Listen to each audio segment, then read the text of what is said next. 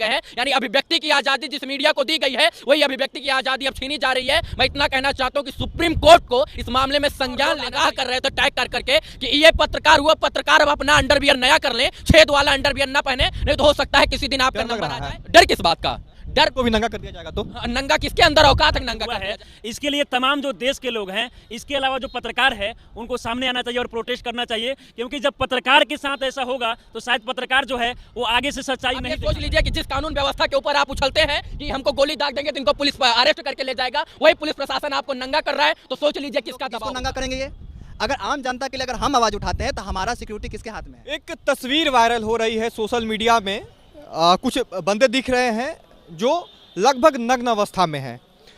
तस्वीर में एक पत्रकार भी है। मामला मध्य प्रदेश के सीधी जिले का है।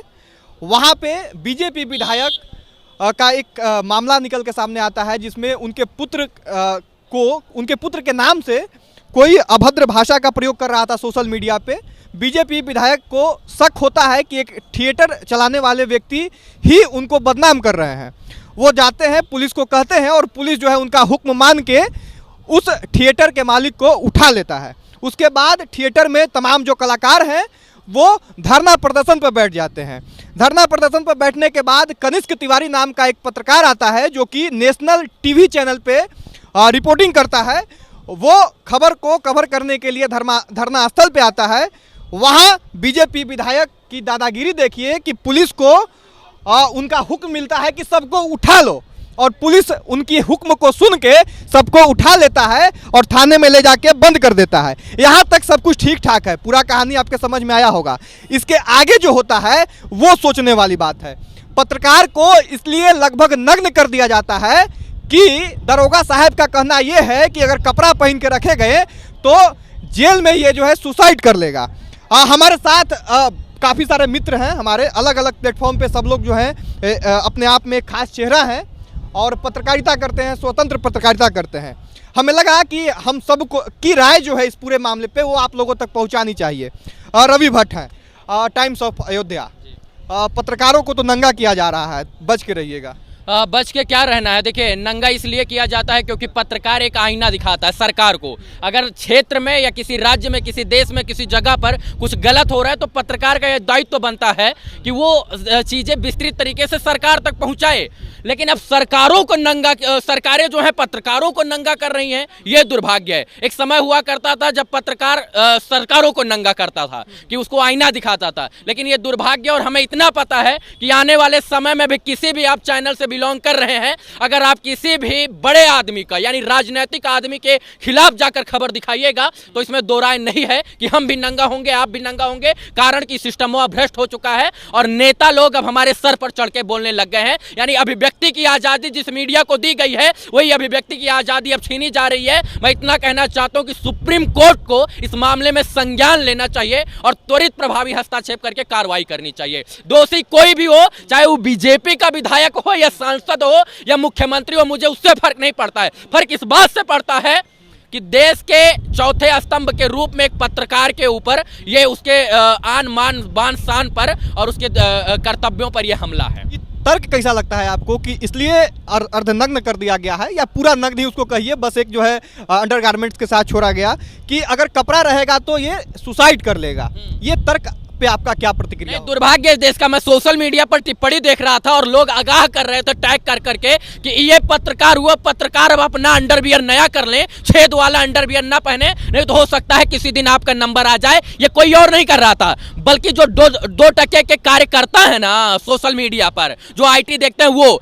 इसका मतलब हमें आगाह किया जा रहा है कि सतर्क रहिए, हो सकता है आपका नंबर अगली बार हो। लेकिन कहीं ना कहीं ये दुर्भाग्य है, इसके ऊपर विचाराधीन मामला है, विचार करना चाहिए। डर लग रहा है? डर किस बात का? डर को भी नंगा कर दिया जाएगा तो नंगा किसके अंदर औकात है नंगा कर दिया जाएगा? जो हमको नंगा करेगा वो अपने आप को सोच ले कि स्वतंत्र पत्रकारिता के अंदर दम है। हम कहते हैं वो एक राष्ट्रीय चैनल से, लेकिन हम स्वतंत्र हैं। हो सकता है कि राष्ट्रीय चैनल दबाव में आ गया हो, लेकिन हम बाप असले बाप के मर्द के बेटे हैं, ठीक है ना। हम जो है हमको अगर उंगली किया जाएगा तो हम डंडा करने का पूरा माज्जा रखते हैं। तो हम स्वतंत्र हैं और हम स्वतंत्रता के साथ पूरी बात को रखेंगे। आप कानून के दायरे में रखकर संविधान को मानते हुए कोई भी सजा मुकर्रर करते, पत्रकार साहब उसको झेलते, लेकिन नंगा करना किस संविधान ने और किस कानून ने जो है उनको आजादी दी है। दुर्भाग्य इस देश का कि ऐसे लोग आज भी हैं। बिल्कुल दुर्भाग्य है इस सिस्टम का। हमारे साथ जितेश जी हैं, प्रिंसिपल ऑफ न्यूज प्लेटफॉर्म का नाम है।